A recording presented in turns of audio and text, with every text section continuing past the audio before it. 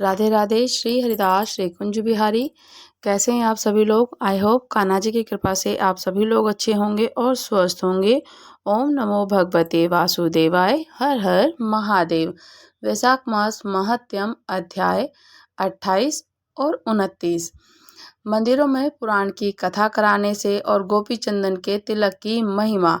वैशाख मास में जो भी श्री हरि नारायण जी को गोपी चंदन हरि चंदन तिलक धारण कराता है और स्वयं फिर मस्तक पर धारण करता है, उसकी अनंत महिमा होती है। मंदिरों में जाकर के पूजन अर्चन करना, किसी शिवालय में जाना और पुराण की कथा को श्रवण करना, घरों में पुराण की कथाओं को श्रवण करना, सुनाना, वाचना अनंत पुण्य फल की प्राप्ति। कहते हैं कि मंदिर में पुराण कराने से और शुभ पात्रों को दान करने से, दान देने से होने वाली जो सिद्धि के विषय में एक आख्यान और गोपी चंदन के तिलक की महिमा अनंत अनंत गुणा बढ़ जाती है। महादेव पिताजी कहते हैं कि नारद जी इस विषय में विज्ञ पुरुष और एक प्राचीन इतिहास भी कहा करते हैं। ये इतिहास अत्यंत अत्यंत पुरातन, पुण्यदायक और सब पापों को हरने वाला शुभकारक है। देव ऋषि ब्रह्मपुत्र सनत कुमार ने लोक पितामह ब्रह्मा जी को नमस्कार करके मुझे ये उपख्यान सुनाया था।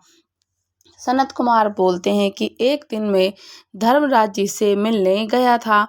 वहां उन्होंने बड़ी प्रसन्नता और भक्ति के साथ अनेक प्रकार की स्तुतियों के द्वारा मेरा सत्कार और सत्वन किया।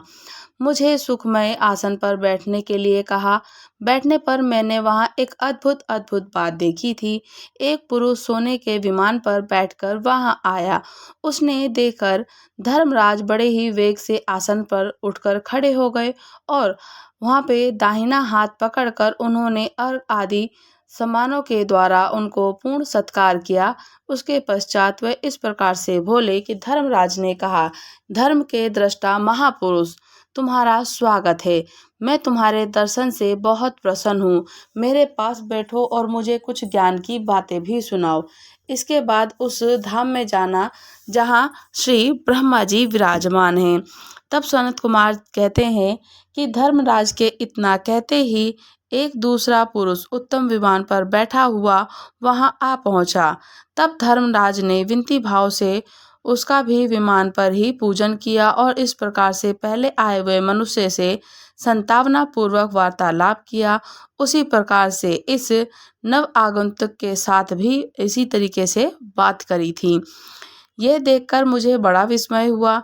मैंने धर्मराज जी से पूछा कि उन्होंने कौन सा ऐसा कर्म किया है कि जिसके ऊपर आप अधिकांश संतुष्ट हैं, और इन दोनों के द्वारा ऐसा कौन सा कर्म बन गया है कि जिसका आप इतना उत्तम पुण्य है और आप सर्वज्ञ हैं। आप ये मुझे कृपया करके बताइए। ये लोग किस कर्म के प्रभाव से इन्होंने आप दिव्य फल की प्राप्ति हुई है। मेरी बात सुनकर धर्मराज ने कहा, इन दोनों का किया हुआ कर्म मैं बताता हूँ, ध्यान पूर्वक से सुनना। पृथ्वी पर वेदिस नामक एक विख्यात नगर है। वहाँ धारापाल नाम से एक प्रसिद्ध राजा थे, जिन्होंने भगवान विष्णु जी का मंदिर बनवाकर उसमें उनकी स्थापना की थी। उसी नगर में जितने लोग रहते थे उन सबको उन्होंने भगवान जी का दर्शन करने के लिए आदेश दिया। गांव के भीतर बना हुआ श्री विष्णु हरि नारायण जी का वह सुंदर मंदिर लोगों से ठसाठस भरा हुआ था। तब राजा ने पहले ब्राह्मण आदि के समुदाय का पूजन किया। फिर उन महाबुद्धिमान नरेश ने इतिहास पुराण के ज्ञाता एक श्रेष्ठ द्विज को, जो विद्या में भी श्रेष्ठ थे, वाचक बनकर उनकी विशेष पूजा रूप से करी। और फिर उन्होंने गंध पुष्प उपचारों से पुस्तक का भी पूजन करके राजा ने वाचक ब्राह्मण से विनय पूर्वक कहा कि हे द्विज श्रेष्ठ, मैंने ये जो भगवान श्री हरि नारायण का मंदिर बनवाया, इसमें धर्म श्रवण करने की इच्छा से चारों वर्णों का समुदाय एकत्रित हुआ है। आप पुस्तक वाचिए, आप पुराणों को वाचिए। इस समय ये 100 स्वर्ण मुद्राएं उत्तम जीविका व्रति के रूप में ग्रहण कीजिए और 1 वर्ष तक प्रतिदिन आप कथा कहिए। वर्ष समाप्त होने पर मैं पुनः और धन दूंगा। तब मुनिश्रेष्ठ इस प्रकार से राजा के आदेश से वहां पुण्यमय कथा वार्ता का क्रम चालू हो गया था। साल ऐसे ही बीतते बीतते गए। बीतते बीतते आयु क्षीण हो जाने के कारण राजा की मृत्यु हो गई।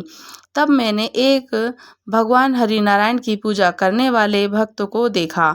भगवान विष्णु भी इनके लिए 2 धूलि के विमान में भेजा और कहते हैं कि जो ये दूसरे ब्राह्मण यहाँ आए थे, उन्होंने सत्संग के द्वारा उत्तम धर्म का श्रवण किया था। श्रवण करने से श्रद्धावश इनके हृदय में परमात्मा की भक्ति का उदय हुआ।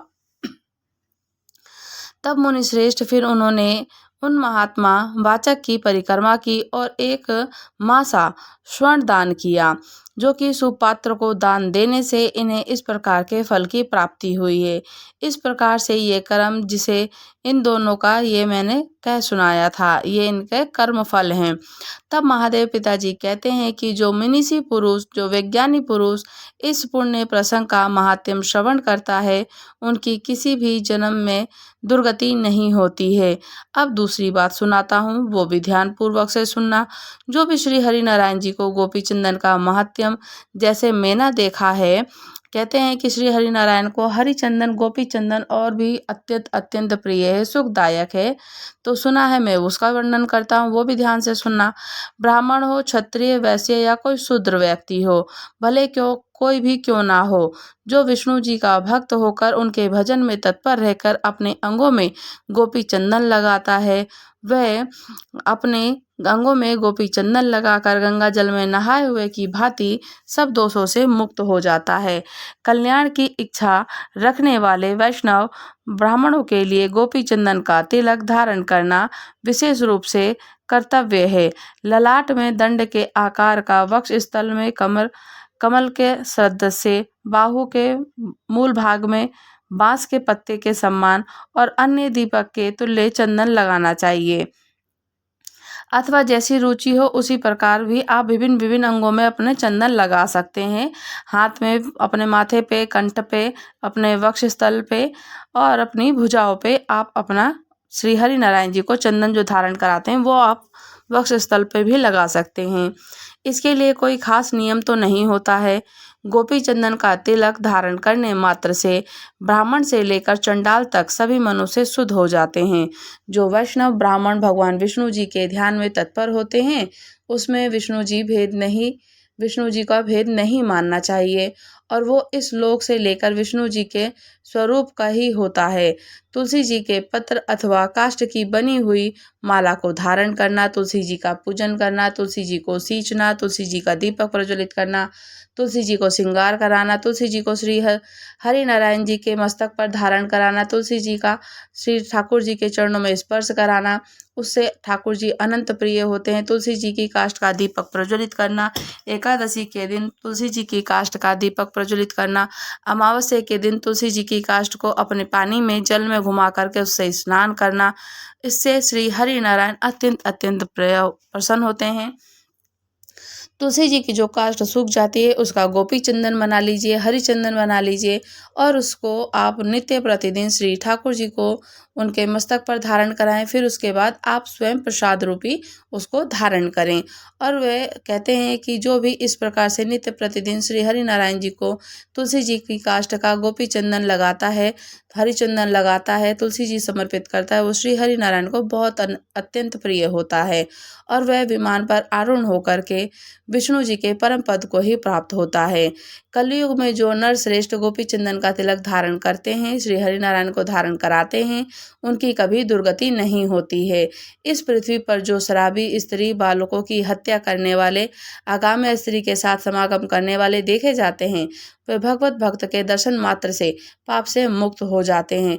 मैं भी भगवान विष्णु जी के भक्ति के प्रसाद से वैष्णव हुआ हूँ और मैं भी श्री हरि नारायण का पूजन अर्चन करता हूँ। मेरे को अत्यंत बहुत बहुत सुख देने वाला श्री हरि नारायण का पूजन अर्चन करना, उनको ध्यान धारण करना, स्मरण करना, जप करना, कीर्तन करना, वैशाख मास में स्नान करना, हरि नारायण को चंदन धारण कराना, तुलसी जी का पत्र धारण करना, ठाकुर जी को अनंत अनंत सुख की अनुभूति होती है। सुख प्रदान करने वाले श्री हरि नारायण को वैशाख मास में पूर्ण रूप से गोपी चंदन, अक्षत चंदन, और हरी चंदन उनको धारण कराना चाहिए। अक्षय तृतीया प्रारंभ हो जाती है तो 21 दिन तक चंदन यात्रा चलती है। चंदन से उनकी नित्य प्रतिदिन सेवा करनी चाहिए। ठाकुर जी को अत्यंत प्रसन्नता होती है और ठाकुर जी प्रसन्नता के साथ में उन पर अपनी कृपा बनाए रखते हैं। वैशाख मास महात्म्य अध्याय 28 समाप्त हुआ। वैशाख मास महात्म्य अध्याय 19। वैशाख मास में श्री हरि नारायण जी की पूजन अर्चन करते करते श्री हरि नारायण जी का पूजन के साथ स्नान करने से अनंत पुण्य फल की प्राप्ति और गंगा जी में स्नान करने से उससे महात्म्य होता है। गंगा जी के अवतरण की संक्षिप्त में आपको कथा श्रवण करनी चाहिए, वाचनी चाहिए। और हरिद्वार में गंगा जी की महिमा, श्री विष्णु जी, यमुना महारानी की महिमा, अनंत पुण्य फल की प्राप्ति और श्री हरि नारायण जी को प्रसन्न करने के लिए आप स्नान, जल दान अवश्य करना चाहिए। गंगा जी में स्नान करना चाहिए। तालाब, कुएं, बावड़ी, बगीचे, मंदिरों का स्नान करना चाहिए। और गंगा जी का जो संक्षिप्त में वर्णन, गंगा जी का प्रादुर्भाव कैसे हुआ है, पूर्ण रूप से जानते हैं कि वैशाख मास में ही श्री हरि नारायण की पूजन अर्चन करने से जो हमें पुण्य फल की प्राप्ति होती है। गंगा जी का प्रादुर्भाव कैसे होता है। हरिद्वार में स्नान अगर करने जाते हैं, गंगा जी के किनारे कावेरी जी, यमुना जी, शीतल जल जो हमें शांति, सुख प्रदान करता है, धन, वैभव, संपत्ति प्रदान करता है। स्नान करने से हमारे पापों को, रोगों को मुक्त करता है। तो अनंत अनंत कहते हैं कि गंगा जी का जब प्रादुर्भाव हुआ, गंगा जी का प्रादुर्भाव होता है और आती हैं यमुना जी का जो संगम होता है, यमुना जी का जल पान करते हैं, यमुना जी को स्मरण करते हैं, गंगा जी को स्मरण करते हैं। इससे ही हमारे सारे सुख जितने होते हैं ना, हमारे सारे के सारे रोग समाप्त हो जाते हैं, नष्ट हो जाते हैं, हमारे रोगों से मुक्ति मिलती है। जितने पाप होते हैं वो सब नष्ट हो जाते हैं, श्री हरि की कृपा प्राप्त होती है। महादेव पिताजी कहते हैं कि देव ऋषियों में सबसे श्रेष्ठ नारद जी हैं। अब मैं तुम्हें परम पुण्यमय श्री हरिद्वार जी का महात्म्य और गंगा जी का श्रवण कराता हूँ और पूर्ण रूप से श्रवण करना। जहाँ माँ भगवती गंगा जी स्वयं विराजमान होती हैं और वहाँ से गंगा जी बहती हैं। वहाँ उत्तम तीर्थ बताया जाता है कि हरिद्वार सबसे उत्तम तीर्थ है। जो भी श्री हरि नारायण का भक्त होता है, गंगा जी का स्नान करता है, उनका पूजन करता है, घर में ही या ना कभी जाने में असमर्थ हो, नहीं जा सकते हैं, वो घर में ही हर हर गंगे का उच्चारण करते हैं तो माँ भगवती गंगा स्वयं वहाँ पर आ जाती हैं और उनका प्राकट्य हो जाता है। वहाँ स्वयं गंगा विराजमान होती है। जब घर में हम स्नान करते हैं तो हर गंगे का उच्चारण करते हैं तो माँ भगवती स्वयं गंगा जी बनकर निवास करती हैं। वहाँ देवता, ऋषि और मनुष्य सब निवास करते हैं, जहाँ साक्षात भगवान के सब नित्य विराजमान रहते हैं। स्वयं गंगा जी को जो श्री हरि नारायण जी ने अपने अंगुष्ठ से प्राकट्य किया है, तो श्री हरि नारायण जी का तो विराजमान वहाँ रहता ही है। राजा भगीरथ जी ने उसी मार्ग से माँ भगवती गंगा जी को लेकर के पृथ्वी पर आए थे और उनके महात्म्य ने गंगा जल जी का स्पर्श कराकर अपने पूर्वजों का भी उद्धार किया था। अत्यंत सुंदर गंगा जी के द्वार में जो जिस प्रकार से गंगा जी को ले आए थे, वह सब प्रसंग में तुम्हें सुनाता हूँ और पूर्ण रूप से सुनना। उसका विस्तार रूप से वर्णन कर रहा हूँ। पूर्व काल में राजा हरिश्चंद्र नाम से एक राजा रहते थे, जो कि त्रिभुवन में सत्य के पालक, सत्य के वक्ता और सत्य विख्यात थे। वो सत्य ही बोलते थे, सत्य ही धारण करते थे। सत्यवती श्री सत्य हरिश्चंद्र बोलते थे कि उनका नाम कहते हैं बहुत सत्यवादी हरिश्चंद्र थे। उनके रोहित नाम का एक पुत्र था, जो भगवान विष्णु जी की भक्ति में सदैव संलग्न रहता था। रोहित का पुत्र वक्र था, जो बड़ा ही धर्मात्मा और सदाचारी था। उसके सुबह वक्र के पुत्र था सुबाहु नाम का पुत्र हुआ। सुबाहु से गर नाम की पुत्री हुई। एक समय गर को काल योग से दुखी होने के कारण और दुखी होना पड़ा, तो उनके राजाओं ने चढ़ाई पर करके उनके देश को अपने अधीन कर लिया था। गर कुटुंब को साथ ले भृगुनंदन ओवर्क के आश्रम में चले गए। ओवर्क ने कृपा पूर्वक वहाँ अपनी रक्षा करी और कहते हैं कि उन्हीं के सागर उनके जो पुत्र थे, सगर नामक पुत्र का जन्म हुआ। वहीं उनके एक सगर नाम का पुत्र हुआ। महात्मा भार्गव भार्गव से रक्षित होकर वह उसी आश्रम पर बढ़ने लगा। मुनि ने उसके यज्ञोपवीत से सब कुछ क्षत्रियोचित संस्कार कराए, अस्त्र शस्त्र से, वेद विद्या से भी उनको अभ्यास कराया।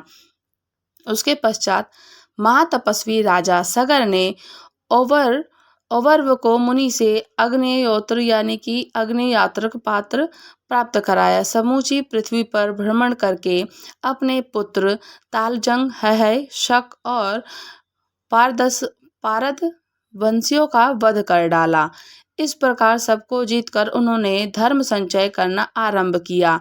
राजा ने अश्वमेध यज्ञ का अनुष्ठान करने के लिए अश्व छोड़ा। वह अश्व पूर्व दक्षिण समुद्र के तट पर हर लिया गया और पृथ्वी के भीतर पहुंचा दिया गया। तब राजा ने अपने पुत्रों को लगाकर सब ओर से उस स्थान को खुदवाया। महासागर खोदते समय वे अश्व को तो नहीं पा सके, किंतु वहां तपस्या करने वाले आदि पुरुष महात्मा कपिल पर उनकी दृष्टि पड़ गई और वे उतावली के साथ उनके निकट गए और जगत प्रभु कपिल को लक्ष्य करके कहने लगे कि चोर है, चोर है। उनको देखते ही कहा कि यही चोर है। कोलाहल सुनकर भगवान कपिल समाधि से जाग उठ गए।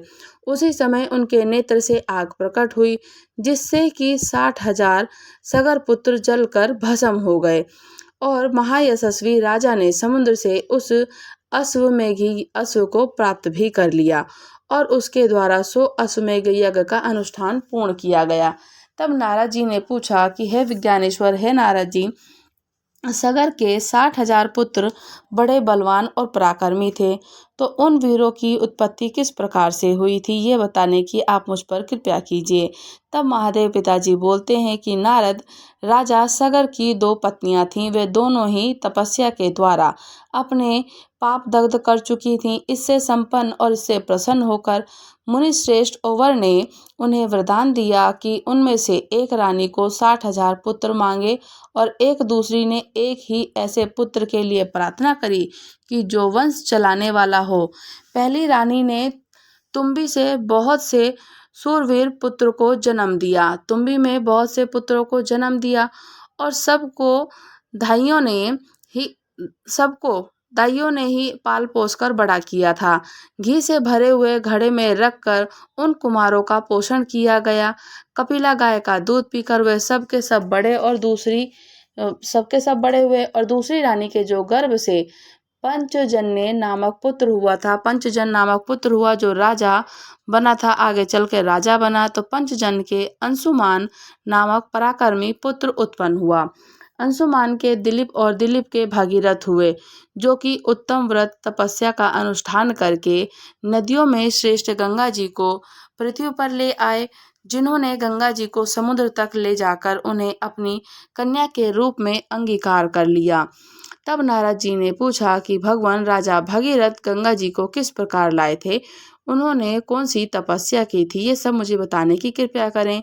तब महादेव पिताजी बोलते हैं कि राजा भगीरथ अपने पूर्वजों का हित करने के लिए हिमालय पर्वत पर गए। वहां पहुंचकर उन्होंने 10,000 वर्षों तक भारी तपस्या करी, कठोर तपस्या करी। इससे आदिदेव भगवान निरंजन श्री हरि नारायण प्रसन्न हुए और उन्हीं के आदेश से गंगा जी आकाश से चली और वहां से जब वहां चलती हैं तो जहां विश्वेश्वर श्री शिव नित्य विराजमान रहते हैं, उस कैलाश पर्वत पर उपस्थित हुई। मैंने गंगा जी को आया देख उन्हें अपने जटाजूट में धारण कर लिया और 10,000 वर्षों तक उसी रूप में स्थित रहा। इधर राजा भगीरथ गंगा जी को ना देखकर विचार करने लगे कि गंगा जी कहाँ चली गईं। ध्यान करके जब उन्होंने यह निश्चित रूप से जान लिया कि उन्हें महादेव जी ने ग्रहण कर लिया है, तब वे कैलाश पर्वत पर गए। मुनि श्रेष्ठ वहां पहुंचकर तीव्र तपस्या करने लगे। उनके आराधना करने पर मैंने अपने मस्तक से एक बाल उखाड़ा और उसके साथ त्रिपथ थामा और त्रिपथगामा यानी कि गंगा जी को उन्हें अर्पण कर दिया। गंगा जी को लेकर वे पाताल में गए, जहां उनके पूर्वज भस्म हुए थे। उस समय भगवान विष्णु जी के चरण से प्रकट हुई माँ भगवती गंगा जी जब हरिद्वार में आई, तब वह देवताओं के लिए भी दुर्लभ श्रेष्ठ तीर्थ बन गया, जो मनुष्य उस तीर्थ में स्नान करता है, विशेष रूप से श्री हरि जी का दर्शन करके उनकी परिक्रमा करता है, वे दुख के भागी नहीं होते हैं। ब्रह्म हत्या आदि पापों की अनेक राशियां ही क्यों ना हो भले, वे सब सर्वदा श्री हरि जी के दर्शन मात्र से, गंगा जी के स्नान से नष्ट हो जाती है। एक समय में भी हरिद्वार में हरि नाम के स्थान पर गया था, तो उस समय उस तीर्थ के प्रभाव से श्री हरि नारायण विष्णु स्वरूप हो गए और सभी मनुष्य वहाँ श्री हरि जी का दर्शन करने मात्र से ही उनके वैकुंठ लोक को प्राप्त होते हैं। परम सुंदर श्री हरिद्वार तीर्थ मेरी दृष्टि में सबसे अधिक महत्वशाली है। वह समस्त तीर्थों में श्रेष्ठ और अर्थ धर्म काम मोक्ष चारों पुरुषार्थ प्रदान करने वाला है और अनंत में पुण्य फल की प्राप्ति करने वाला, मोक्ष देने वाला, वैकुंठ धाम को प्राप्त करने वाला, अनंत अनंत अनंत कोटि गुना जिसे कहते हैं कि जो भी गंगा जी के तट पर स्नान करके, गंगा जी में स्नान करके अपने पितरों को तर्पण करता है, दान करता है और जो भी पूजन पाठ करता है, अक्षय पुण्य फल की प्राप्ति होती है। उससे उसका कभी भी अक्षय खत्म, पुण्य खत्म ना करने वाला जो अक्षय फल प्राप्त होता है, गंगा जी का स्नान करने से, वैशाख मास में श्री हरि नारायण का पूजन करने से, नाम मात्र जप करने से, पितरों को तर्पण करने से उनको अनंत पुण्य फल की प्राप्ति होती है और उनका पुण्य उपार्जन होता है, पुण्य अर्जित होता है। वैशाख मास महात्म्य अध्याय 19 समाप्त हुआ। अगर आप लोग हमारे चैनल पर नए हैं तो चैनल को लाइक शेयर सब्सक्राइब करना बिल्कुल ना भूलें और मुझे कमेंट्स करके ज़रूर बताइएगा कि आप लोग ने वैशाख मास में स्नान किया है, वैशाख मास का स्नान कर रहे हैं, और अगर नहीं कर सकते हैं तो पूर्णिमा वाले दिन आप वैशाख मास का स्नान अवश्य कीजिएगा। जो पूर्णिमा के अंत तक पहले जो 5 दिन, मोहिनी एकादशी वाले दिन से जो भी 5 दिन तक का वैशाख मास का स्नान करता है उसे पूर्ण मास का स्नान मिल जाता है। वैशाख के पूर्णिमास का स्नान का महत्व और पूर्ण का स्नान मिल जाता है। तो स्नान अवश्य करना चाहिए, कथा को श्रवण करनी चाहिए, वाचना चाहिए, श्री हरि जी का नाम जप करना चाहिए और इससे ही हमारे जो पुण्य अर्जित होते हैं वो हमारे साथ ही जाते हैं। राधे राधे। श्री हरिदास श्री कुंज बिहारी।